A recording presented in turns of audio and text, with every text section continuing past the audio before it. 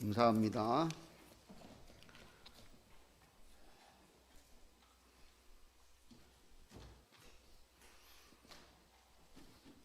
사람이 다니면 길이 된다는 말이 있습니다. 제가 곰곰이 생각을 해봤습니다. 사람이 지구상에 태어나서 살면서 처음부터 길이 있었던 건 아닌데 어떻게 길이 생겼을까? 한 사람이 지나가고 두 사람이 지나가고 하다 보니까 길이 된 거지요. 요즘 말로 표현하면 차가 지나가면 길이 되는 것이지요. 사람은 길을 만드는 존재입니다. 하지만 사람이 아무데나 갈 수 없고 아무데나 가서도 안 됩니다. 특히 믿음의 사람은 믿음의 사람이기 때문에 믿음의 길을 걸어야 합니다. 그렇지 않으면 괜찮은 게 아니고 믿음의 길이 아니면 유혹으로 위험에 빠지고 돌이키지 않으면 멸망의 길에 이르는 것입니다. 본문은 믿음의 사람 모세의 유언 설교지요. 우리가 그 성경을 흐르는 구약 성경에 두 가지 사관이 있는데 신명기 사관과 그 역대기 사관이 있어요. 신명기 사관은 바벨론 포로기 이전에 그리고 이후에는 역대기 사관이죠. 신명기 사관의 대표적인 화복 사관이라고 순종, 축복, 불신, 저주 있죠. 근데 본문은 그 신명기 사관의 대표적인 본문이라고 할 수 있습니다. 그렇게 시작하지 5절이 보라 내가 오늘 생명과 복과 사망과 화를 내 앞에 두었나니. 너희들이 선택을 하라는 것입니다. 가나안 입성을 앞두고 이스라엘 백성들이 어떤 길을 갈 것인지 분명히 선택하라는 것입니다. 우리 믿음의 사람은 중립은 없습니다. 천국 아니면 지옥입니다. 세상이 아니면 하늘이지요. 극단적이라고 생각하실지도 모르지만 믿음의 사람은 그래서 생명의 길을 걸어가야 하는 것입니다. 생명의 길이 아니면 다른 길은 죽음의 길인 것이지요. 오늘 본문은 이 생명의 길을 걸어가려면 어떻게 하는지를 알려주신다고 할 수 있습니다. 첫째, 생명의 길을 걸어가려고 하면 하나님을 사랑하는 데서 비롯됩니다. 16절은 곧 내가 오늘 내게 명령하여 내 하나님 여호와를 사랑하고 그 모든 길로 행하며 그의 명령과 규례와 법도를 지키라 하는 것이라. 그리하면 내가 생존하며 번성할 것이요 또 내 하나님 여호와께서 차지할 땅에서 내게 복을 주실 것임이라 라고 말씀합니다. 생명의 길을 걸으려면 먼저 생명의 근원이 되시는 창조주 하나님을 사랑해야 합니다.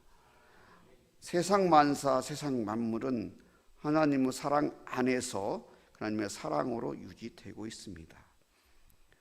하나님께서는 선인이든지 악인이든지 모두에게 사랑과 은혜를 베풀어 주십니다.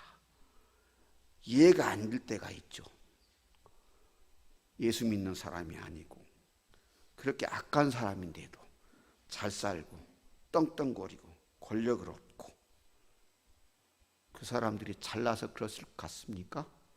하나님께서 모든 사람에게 동일한 은혜를 베푸시기 때문에 그러신 것입니다. 그런데 만약에 하나님께서 세상의 사람들은 인정을 하지 않겠지만 하나님께서 그 사랑을 잠시라도 거둔다면 어떻게 될까요? 제가 자주 쓰는 얘기지만 아주 깊은 심해에는 심해에 사는 그 생명들이 있어요. 그런데 제가 그 예전에 그 설교를 준비하면서 탐구해 본 이야기인데 아주 깊은 심해에도 그 작은 빛, 하나님의 그 사랑의 빛으로 아주 미미한 그 빛으로 살아갑니다. 이 세상에 그 하나님의 사랑이 닿지 않고 살 수 있는 존재하는 존재는 없습니다. 하나님은 사랑 그 자체이고 하나님을 사랑하는 사람, 하나님의 사랑을 경험하고 아는 사람만이 진정 사랑할 수 있습니다. 그렇기 때문에 우리는 먼저 하나님을 사랑해야 합니다. 신명기 6장 5절은 너는 마음을 다하고 뜻을 다하여 내 하나님 여호와를 사랑하라 라고 말씀합니다. 예수님께서도 영생의 길을 묻는 율법사의 질문에 주 너의 하나님을 사랑하고 내 이웃을 내 몸과 같이 사랑하라 라고 말씀하셨습니다. 하나님을 사랑해야 진정 나를 사랑할 수 있고 이웃을 사랑할 수 있습니다.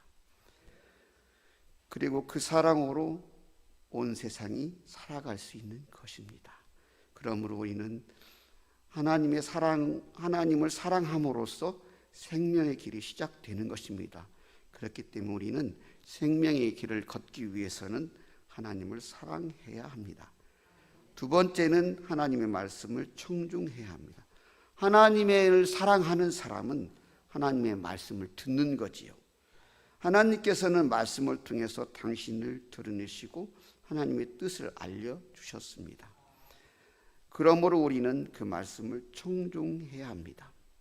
하나님의 말씀을 주의 깊게 듣고 온전히 순종할 때 하나님의 은혜와 복을 누릴 수 있습니다. 진정 하나님을 사랑하는 사람은 하나님의 말씀을 듣기 마련입니다. 여러분 다 결혼하신 분들도 많으니까 사랑하면 어떻습니까? 자기야 하늘의 별을 따다 줘. 그러면은 그럼 내가 따다 주지. 딸 수 있습니까? 별이라도 따다 줄 마음으로 그 말을 듣습니다.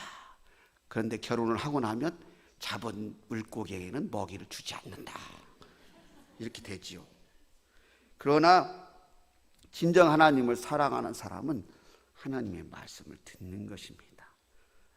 요한복음 8장 47절은 하나님께 속한 자는 하나님의 말씀을 듣나니 너희가 듣지 아니함은 하나님께 속하지 아니하였음이로다 라고 말합니다. 하나님을 사랑하는 증거, 하나님에 속한 증거가 무엇입니까? 하나님의 말씀을 듣는 것입니다. 하나님과 친밀한 교제를 나누던 최초의 인류 아담과 하와는 하나님의 말씀이 아닌 뱀을 통해 말한 사탄의 말을 듣고 선악과를 따먹었습니다. 우리들도 마찬가지입니다. 하나님의 말씀을 떠나면 진정 생명은 보이지 않고 죽음의 길이 이따만큼 크게 보이는 겁니다. 선악과가 얼마나 크게 보였으면 선악과를 따먹었겠어요. 하나님이 먹으면 죽는다고 했는데 그렇게 되는 것입니다. 그래서 어떻게 되었습니까? 하나님같이 될 거라고 생각했던 그 결과가 지금 우리들까지 죄의 유전 속에 살게 되고 죽음을 맞이하는 결과에 이른 것입니다. 그 길을 해결하는 길은 인간이 낼 수가 없었기 때문에 하나님께서 십자가에서 인간의 몸을 입으시고 죽어주신 것입니다. 이게 간단한 문제가 아닙니다. 우리가 존재하고 예비하고 이러는 거 간단한 문제가 아닙니다. 하나님이 죽어주신 것입니다. 예수님은 하나님이시잖아요. 하나님 말씀에 온전히 순종을 하셨어요. 예수님도 여러분 우리가 고난주간에 많이 다루었지만 십자가를 지시는 게 쉽지가 않았어요. 오직 하셨으면 예수님이 그러잖아. 아버지여 할 수만 있으면 이 잔을 나에게서 거두어 주세요. 그렇지만 내 뜻이 아니고 하나님 뜻대로 해주세요. 그게 신앙입니다. 할 수만 있으면 이 고난을 안 겪게 해주시면 좋죠. 그런 하나님이 해야 된다면 하는 것이 신앙입니다. 하나님 말씀 들어야 됩니다. 좋으면 듣고 내 뜻에 안 맞으면 안 듣고 내 뜻과 다르면 안 듣고가 아니고 하나님이 하시면 듣는 것입니다. 20절은 내 하나님 여호와를 사랑하고 그의 말씀을 청종하며 또 그를 의지하라. 그는 생명이시요 내 장수이시니 여호와께서 내 조상 아브라함과 이삭과 야곱에게 주리라고 맹세하신 땅에 내가 거주하리라. 하나님을 사랑한다면 하나님의 말씀을 잘 듣고 순종하라는 말씀입니다. 말씀에 순종할 때 복이요 생명이요 약속의 땅에서 안전하게 거주하게 되는 것입니다. 말씀에 순종하는 길이 복된 길, 생명의 길입니다. 그럼 우리는 하나님 말씀에 순종해야 합니다. 끝으로 하나님을 사랑하는 사람은 하나님을 의지하기 마련입니다. 20절 말씀 중에 그를 의지하라로 번역된 말씀은 개역 한글판에는 그에게 부종하라로 되어 있습니다. 히브리 원어로 이 말은 단단히 달라붙다, 꼭 붙잡다라는 의미입니다. 무언가에 완전하게 안착되어 있는 상태를 의미합니다. 이처럼 우리가 하나님과 밀접하게 철저하게 하나된 함께하는 존재로 유지되어야 한다는 의미입니다.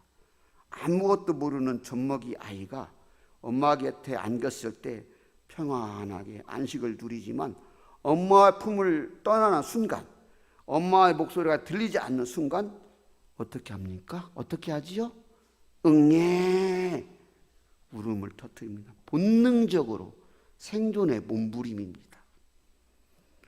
그런데 하나님께서는 이런 엄마마저도 그 아이를 버리고 있는다 그래도 하나님께서는 어떻게 우리를 사랑하신다고 하냐면 암탉이 병아리를 품듯이 하나님의 백성 이스라엘을 떠나지도 잊지도 않으신다고 하셨습니다. 여러분 여기서 암탉이 병아리를 품는다는 것이 어떤 의미인지 아시는가요? 들어봤을 거예요. 병아리를 품을 때의 암탉이 조금이라도 자기의 체온을 병아리가 잘 전자대로 털을 뽑아요. 자기 몸에 털을 뽑아서 그 병아리를 안는 거예요. 털 뽑는 게 쉽습니까? 여러분 털 하나 뽑아봤어요? 닭털 뽑는 게 쉬울 것 같아요? 딱 박혀있는 털? 어마어마하게 아픕니다. 그렇게 닭이 병아리를 앓는 것처럼 하나님께서 우리를 품어주시겠다는 거예요. 왜? 더 좋은 표현이 있으시겠지만은 우리가 잘 알아듣게 하나님 그렇게 말씀하시는 거예요. 패역한 이스라엘. 그러나 그들은 가나안에 정착하면서 등 따시고 배가 부르니까 우상을 섬기고 하나님을 떠나 살다가 멸망의 길을 맞이했어요. 바벨론 포로기 70년. 또 그의 로마 이후에 이스라엘 땅을 빼고 2000년을 방황하게 됐죠. 그런데 그들을 가나안까지 인도한 모세는 철저히 하나님 말씀을 따라서 그들을 인도할 수 있었습니다. 그 모세가 지금 하나님의 부르심을 앞두고 가나안 입성에 앞둔 모압 평지에서 이스라엘 백성들에게 지금 전하는 말입니다. 하나님을 의지해라. 하나님과 함께 해야 된다. 우리 인생은 바람 앞에 등장불 같습니다. 잠시도 그 앞을 알 수 없습니다. 제가 직장을 다니잖아요. 매일이 괴로움입니다. 어떤 때는 정말 이대로 깨꾸닥. 진짜예요. 안 들을 것 같아요. 그런 생각이. 제가 충분히 이해가 됩니다. 그런 생각이 들 때가 부끄럽지만 있습니다. 자녀가 속을 새길 때, 먼 일을 만날 때 그런 생각 안 드셨어요? 아, 믿음이 대단하시군요. 저는 수시로 그런 생각이 듭니다. 하나님이 아니었으면 제가 어떻게 살았겠습니까? 하나님을 의지하십시오. 생명의 길은 하나님을 의지하는 길입니다. 그러므로 우리는 하나님을 의지합니다. 안전하고 안전한 길은 하나님께서 함께 하시는 길입니다. 하나님께서 인도하시는 길입니다. 오늘 아침에도 말씀드렸겠지만 이스라엘 백성들이 어떻게 광야 40년을 살았겠습니까? 먹을 것이 있습니까? 입을 옷이 있습니까? 하나님께서 함께 하셨기 때문입니다. 광야 40년은 뭐냐면 너희들은 나의 백성, 내가 지켜주니까 이렇게 사는 것처럼 너희 평생을 이렇게 살아야 돼. 40년 훈련한 거예요. 우리 인생이 광야입니다. 그렇기 때문에 고난이 있고 어려움이 있고 저처럼 맨날 깨꾸닥 마음이 드는 거 당연한 거예요. 실망할 필요도 없어요. 뭐 저도 맨날 안 넘어지는 거 아니잖아요. 여러분 내가 저번 주에 말이야 이랬는데 어떻게 교회를 간대? 그런 마음 꿈에도 먹지 마세요. 최 목사도 그랬는데 교회 가야지. 그렇게 오시기 바랍니다. 이러한 우리를 하나님께서 붙드시고 화평한 길로 안전한 길로 인도하십니다. 로마서 8장 38절은 이렇게 말합니다. 높음이나 깊음이나 다른 어떤 피조물이라도 우리를 우리 주 그리스도 예수 안에 있는 하나님의 사랑에서 끊을 수 없으리라. 무엇에서 끊을 수 없다고요? 하나님의 사랑에서. 믿으시기 바랍니다. 하나님의 사랑은 우리가 잘나고 잘해서 아니에요. 그냥 우리를 사랑하시는 거예요. 그렇기 때문에 그 사랑은 끊을 수 없습니다. 그래서 저 같은 사람도 희망을 가지고 살고 있습니다. 여러분 그렇게 사시기 바랍니다. 그러므로 우리는 하나님을 사랑하고 하나님 말씀을 청종하고 하나님을 의지함으로 생명의 길을 걸어가시는 하나님의 자녀 복된 봉산교회 성도님들 되시기를 소망합니다.